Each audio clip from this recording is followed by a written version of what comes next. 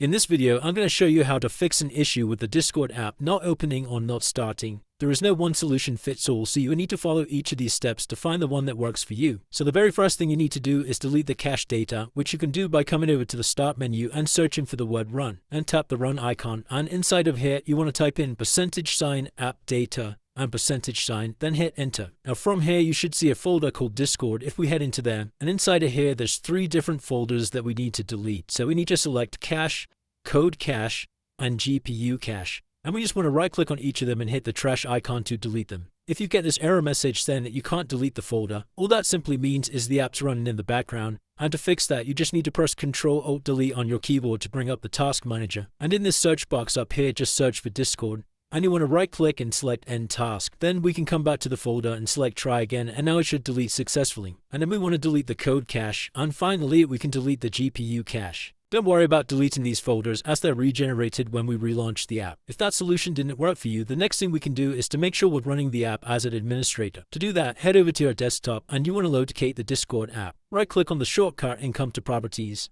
And inside of here you want to come to compatibility and make sure disable full screen optimization to selected, as well as run this program as an administrator.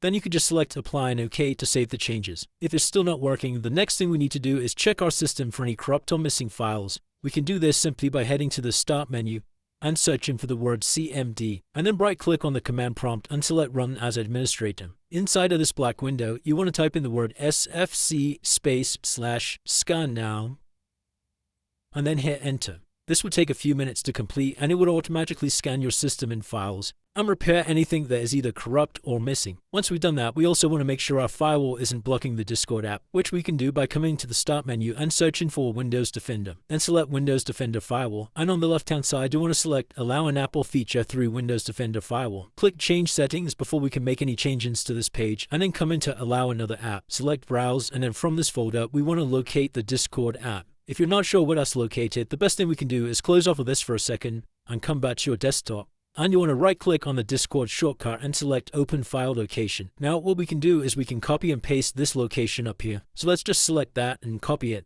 And then we can come back to our folder and select Allow another app into Browse.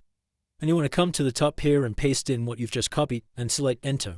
Now we can select this update file, select Add, and you want to make sure that both private and public is selected. And then you can just press OK to save the changes. If you've tried everything and it's still not working, the last and final thing we can do, guys, is a complete clean installation of the app.